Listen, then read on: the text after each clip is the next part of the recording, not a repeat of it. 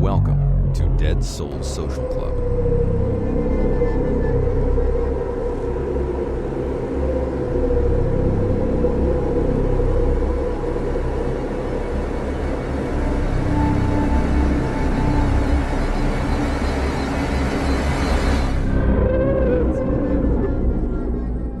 Good evening, everyone.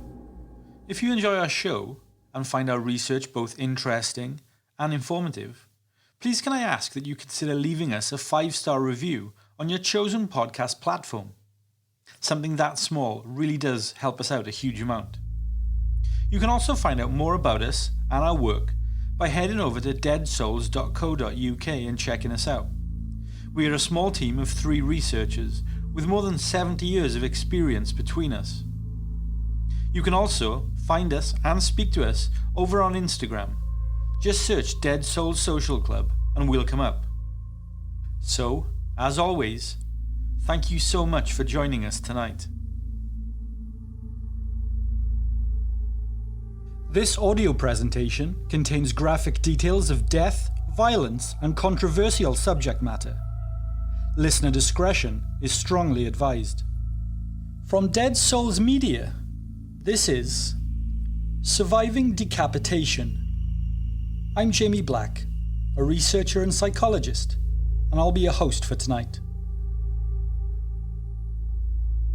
So, we have a bit of a different tone to tonight's episode, guys.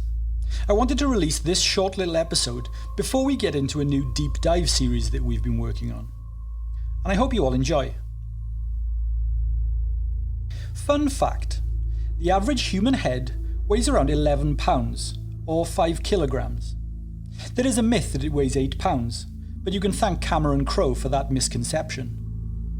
But that aside, an adult human head actually weighs more than most newborn babies. And all of that is balanced on just 7 vertebrae in your neck and supported by around 20 muscles. These muscles are responsible for moving your head around and keeping that weight firmly in place. But you didn't tune into this episode to listen to some fun facts, did you?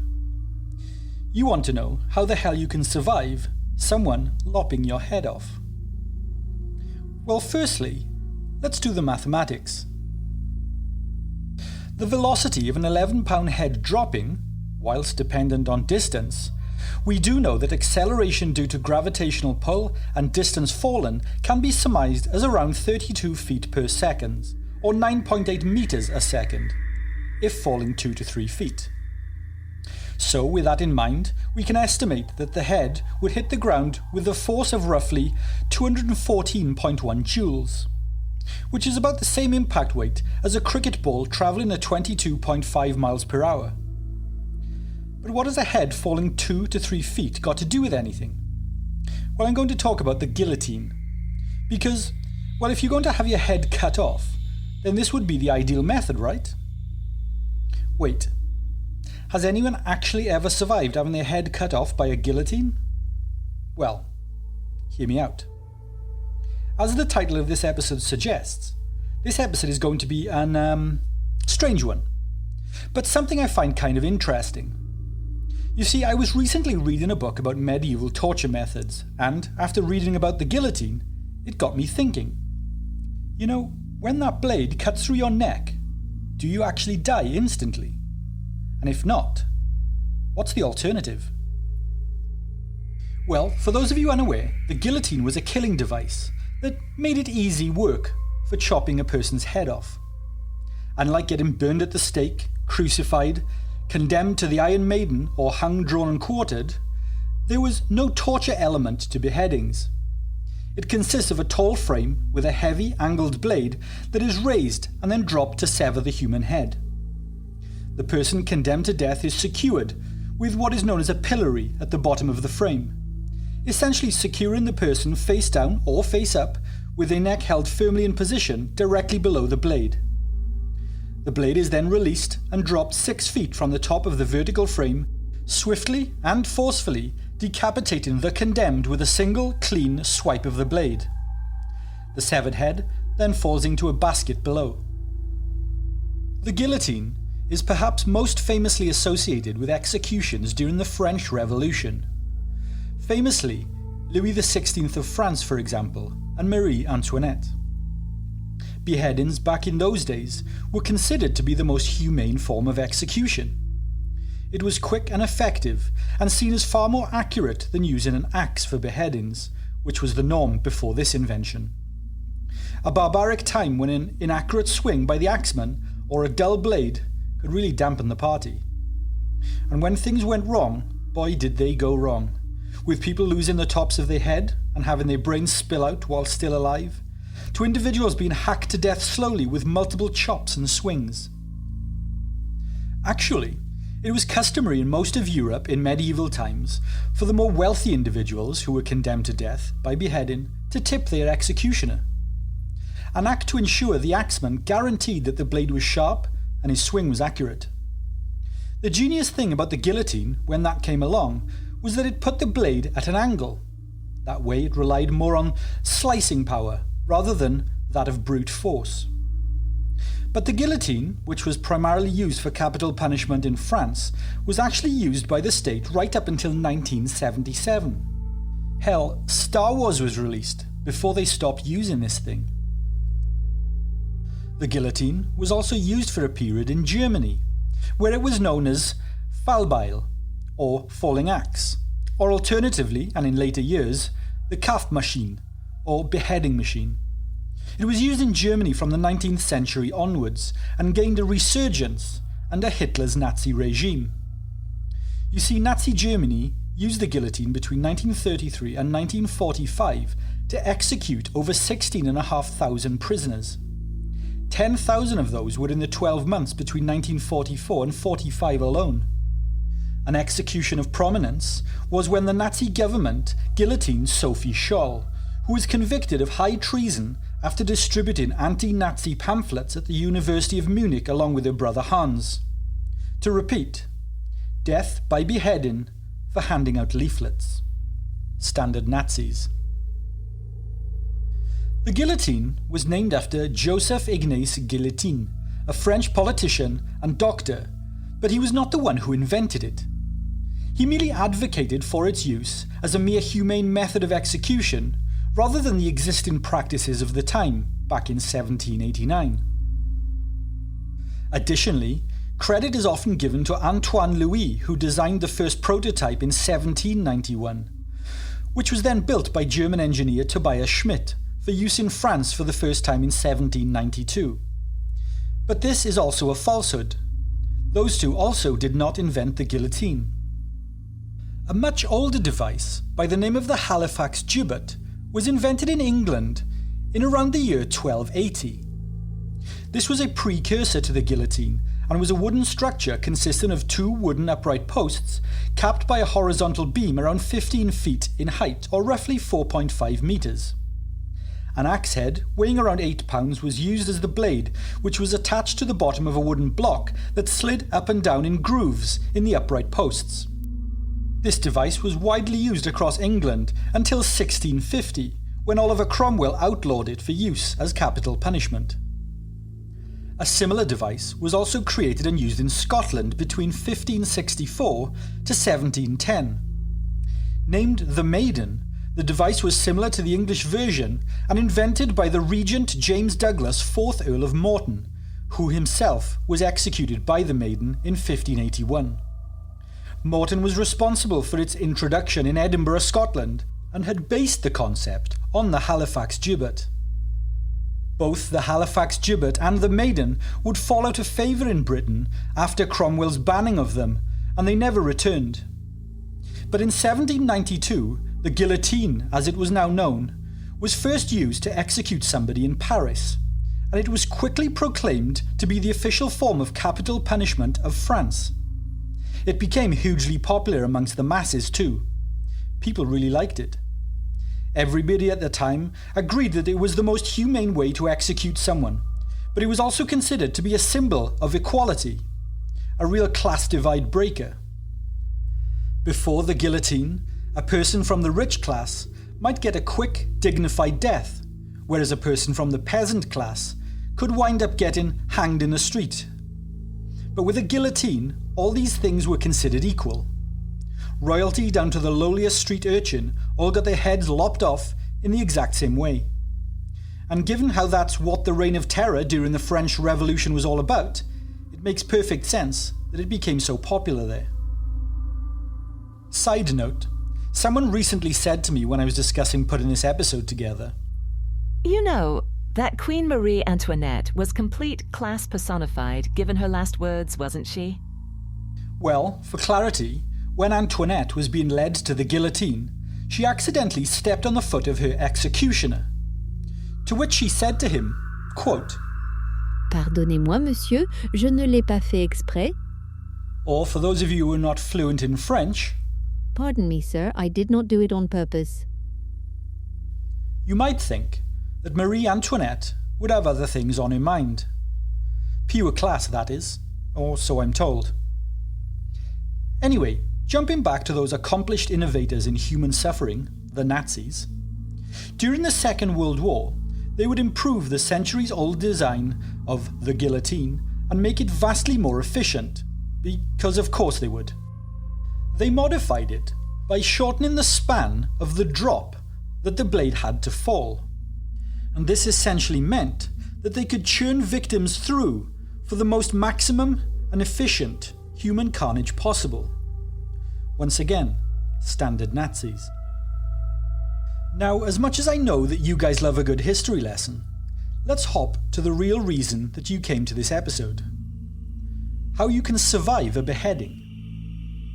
Well, for as long as there has been beheadings, there has always been the question of whether or not you actually remain conscious after your head is removed from your body. Something named lucid decapitation.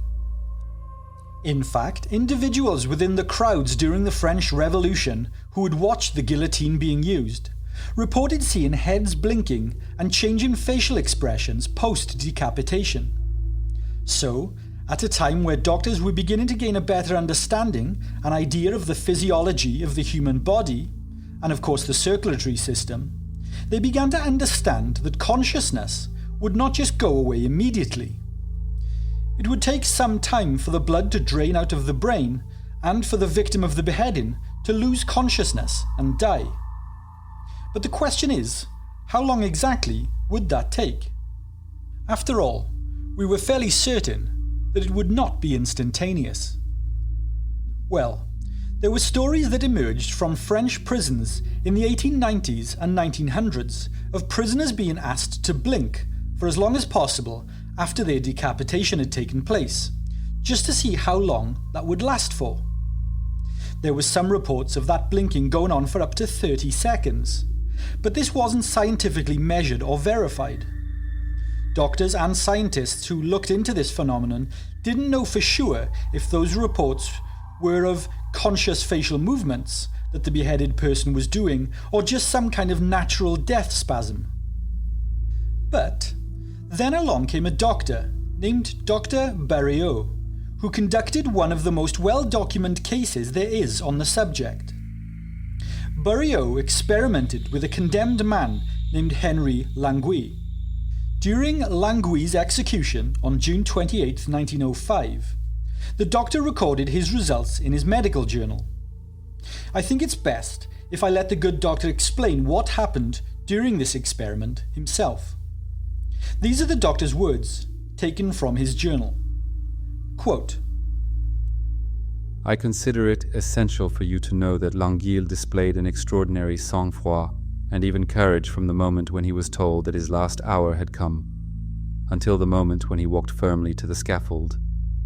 It may well be, in fact, that the conditions for observation and consequently the phenomena differ greatly according to whether the condemned persons retain all their sang-froid and are fully in control of themselves, or whether they are in such state of physical and mental prostration that they have to be carried to the place of execution and are already half dead and as though paralyzed by the appalling anguish of the fatal instant.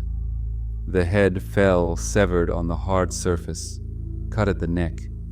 I did not have to take it up in my hands, as all the newspapers have vied with each other in repeating. I was not obliged even to touch it in order to set it upright. Chance served me well for the observation which I wished to make. Here, then, is what I was able to note immediately after the decapitation. The eyelids and lips of the guillotined man worked in irregularly rhythmic contractions for about 5 or 6 seconds. This phenomenon has been remarked by all those finding themselves in the same conditions as myself for observing what happens after the severing of the neck. I waited for several seconds. The spasmodic movements ceased. The face relaxed, the lids half closed over the eyeballs, leaving only the white of the conjunctiva visible, exactly as in the dying, whom we have occasion to see every day in the exercise of our profession, or as in those just dead. It was then that I called in a strong, sharp voice, "L'Anguille." I saw his eyelids slowly lift up without any spasmodic contractions. I insist advisedly on this peculiarity, but with an even movement, quite distinct and normal, such as happens in everyday life, with people awakened or torn from their thoughts. Next, L'Anguille's eyes very definitely fixed themselves on mine, and the pupils focused themselves. I was not then dealing with the sort of vague, dull look, without any expression, that can be observed any day in dying people to whom one speaks. I was dealing with undeniably living eyes which were looking at me. After several seconds, the eyelids closed again, slowly and evenly, and the head took on the same appearance as it had had before I called out.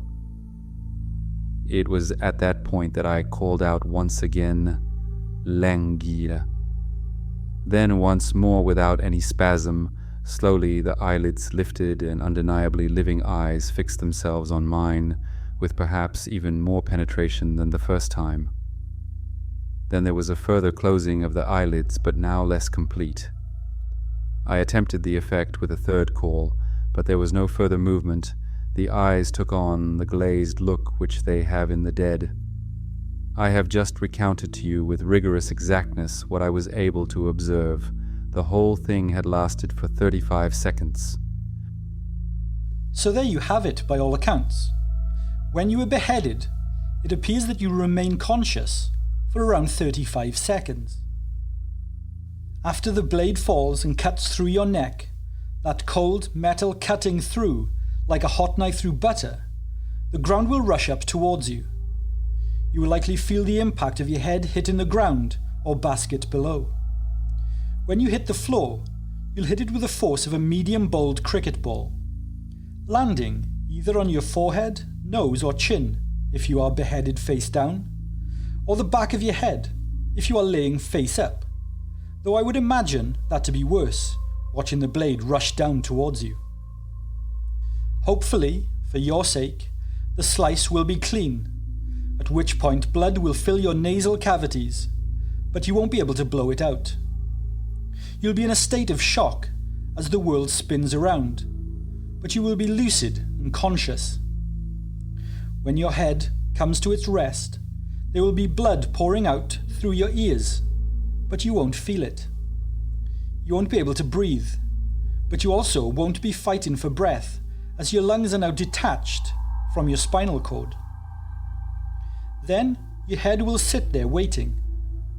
You might focus and look at what's in front of you, but you won't be able to move your eyes. You might choose to close your eyes and await your finality. As the tunnel vision sets in and the lights slowly go out, your brain will begin to shut down throughout the outside of the cortex. First, it will shut down the sensory and motor cortex, which will give you a feeling that you're not in your body anymore. The last cortex that shuts down is your memory cortex, and this is why people who have had near-death experiences often get the feeling of going through a tunnel and seeing their lives flash before their eyes. So for the most part, death is less like falling asleep, and more like a quick journey through your entire life, likely feeling that it takes longer than it actually does. All before you get to your very last memory, where everything shuts down completely and you expire. Dr. Marcel Petiot was a French medical doctor and serial killer. He was found guilty of the murders of 23 Jews and burying them in the basement of his house in Paris during the Second World War. Petiot was subsequently sentenced to death by guillotine and was executed on this day in 1946. His last words before the blade dropped were, quote, Messieurs, j'ai un conseil à vous donner. Faites demi-tour, car ce ne sera pas un spectacle agréable. Or, once again in English, Gentlemen, I have some advice for you. Turn your back, because this will not be a pleasant sight. I think Petiot was likely right, at least about that anyway. But for all intents and purposes, if you can help it, don't get your head cut off, because the last thing you will feel will be pain as your head hits the ground. And depending where it falls, the last thing you will see might be the cold hard floor, someone's shoes, or your executioners staring back at you. But wait. So what are the chances, post-beheading, of your head being stitched back on? Is that even possible? Well, medically, there are 3 technical challenges that would face a surgeon if they attempted to do just this. As with any organ transplant, managing the immune system response to avoid transplant rejection is key. Also, the brain is highly dependent on continuous blood flow to provide oxygen to the brain, so your window of opportunity would be very short. Finally, managing the nervous system in both the body and the head would be imperative. The automatic nervous system controls essential functions like breathing and the heart beating, and is governed by the brainstem. So, if the recipient body's head is removed, well, this can no longer function. Additionally, each nerve coming out of the head via the spinal cord will need to be reattached to the correct corresponding nerves in the body's spinal column, so that the brain can recontrol movement and receive sensory information. Whilst 2 of these 3 jobs are fairly routine in current medicine, the spinal cord and nervous system connections are a considerable issue currently. This challenge to reconnect the central nervous system is only in the very early stages at the time of publishing this episode. All this aside, you would also have to do this within the 35-second window before the brain life shuts down. Or, you would need to immediately freeze the head and preserve it medically, which isn't impossible. Doctors, such as Italian neurosurgeon Sergio Canavero, who have been researching this very subject since 2013, believes that this entire operation will be entirely possible in the very near future. But, by current estimation, it would take around 36 hours to complete the operation and more than 100 medical staff to assist. Just imagine regaining consciousness and looking down to find a new and different body.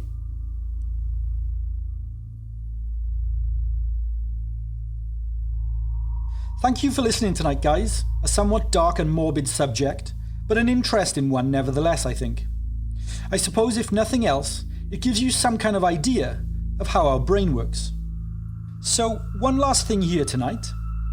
If you're not a Dead Souls Patreon member, you can join our morbid little club of supporters for just $2, and you can get access to all kinds of cool perks, such as exclusive episodes, blog articles, research and more.